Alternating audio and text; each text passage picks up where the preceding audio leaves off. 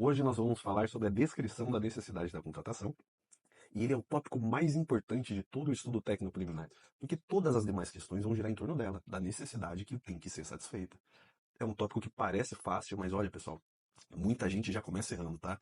Então já dá aquela carimbada no like, já deixa o seu despacho nos comentários e, por que não, mudar sua lotação para os inscritos, né? Vamos pro vídeo.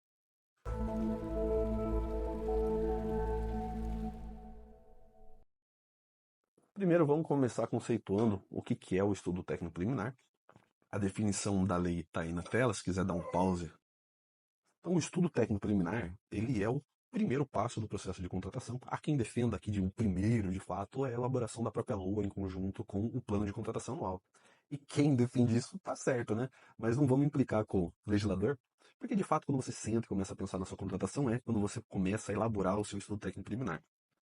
E a partir desse ETP, você vai pensar em qual é o seu problema de fato e vai chegar na conclusão de qual é a melhor solução. Tudo isso sob a perspectiva do interesse público, a gente vai falar sobre isso. E esse ETP, caso seja concluído pela viabilidade da contratação, ele vai dar origem ao termo de referência ou ao projeto básico. E o mesmo estudo técnico preliminar pode dar origem a diversos projetos básicos ou termos de referência. O estudo técnico preliminar não é necessariamente uma coisa nova. Desde a Lei 8666, que já se previa que os serviços de obras iriam ser feitos a partir de informações extraídas dos estudos técnicos preliminares.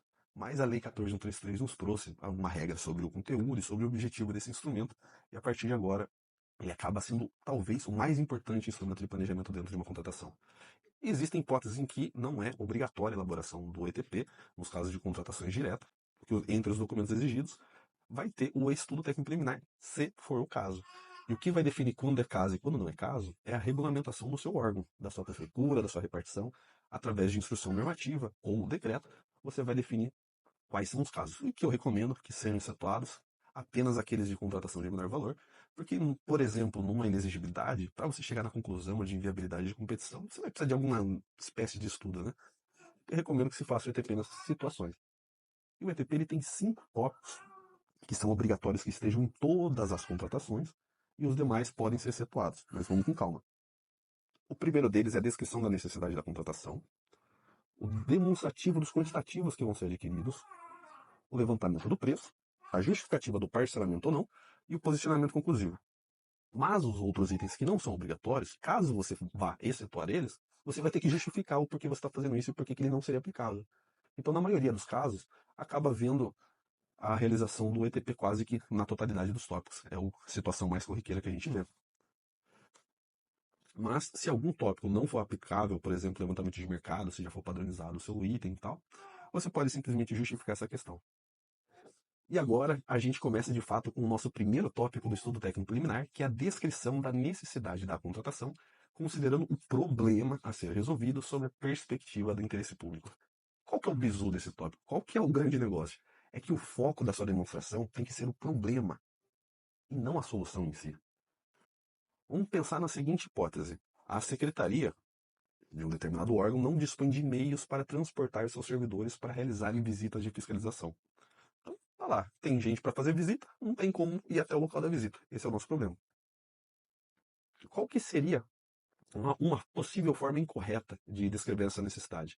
Você já começar falando que você tem a necessidade de adquirir um veículo hatch de 4 portas. Então, se você já começa descrevendo qual que é a sua solução, já está errado, porque você vai considerar o problema que tem que ser satisfeito.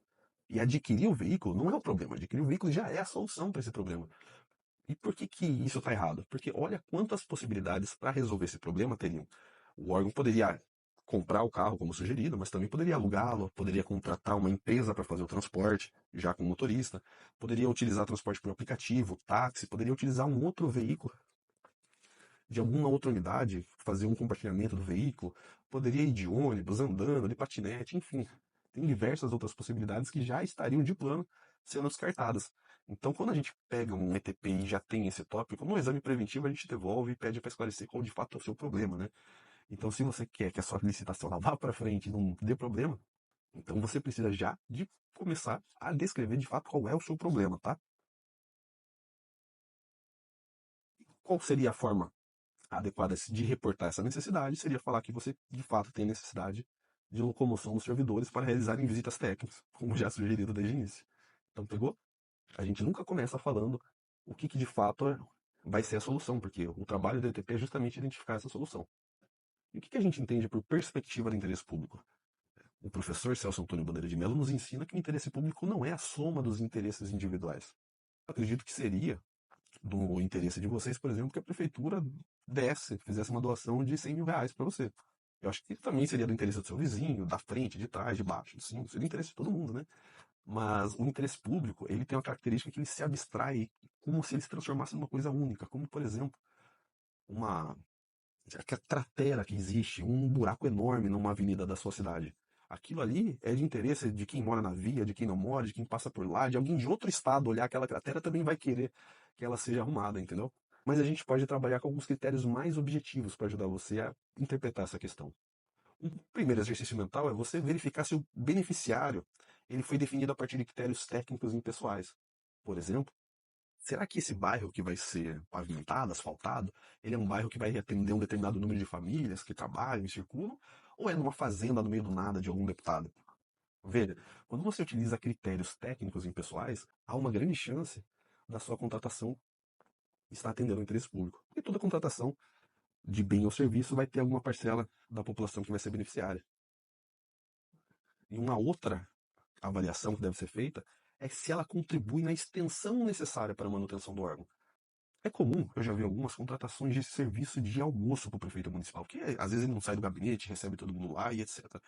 Mas será que incluir artigos de luxo, como champanhe, lagosta, caviar, será que isso é realmente necessário? Será que isso não extrapola a necessidade que origina a contratação? Então, sempre que você verificar que está sendo extrapolada a necessidade, está sendo em excesso, provavelmente há algum prejuízo no interesse público. E é importante relembrar que, como nos ensina a professora Maria Silvia de Pietro, existe a teoria dos motivos determinantes, que implica que a validade do ato depende da própria veracidade dos argumentos do motivo.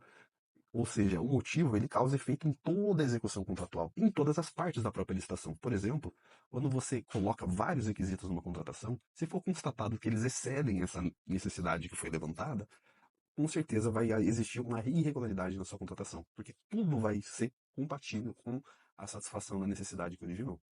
E uma outra questão que você pode fazer esse exercício mental é se essa contratação fosse amplamente divulgada em um noticiário de grande visibilidade, se ele saísse no Jornal Nacional numa segunda-feira à noite ou num Fantástico no domingo à noite, será que vocês iriam ficar orgulhosos da propaganda gratuita que estão fazendo de vocês ou seria motivo de algum tipo de constrangimento? Porque se causar alguma preocupação, eu recomendo que vocês reconsiderem essa contratação e optem por algo que seja mais aceitável, mais tranquilo. Então, pessoal, esse foi o vídeo de hoje. Não esquece de dar aquela carimbada no like e deixar aquele despacho com as suas dúvidas aí no comentário e mudar a sua lotação para os inscritos, beleza? Obrigado e até o próximo vídeo.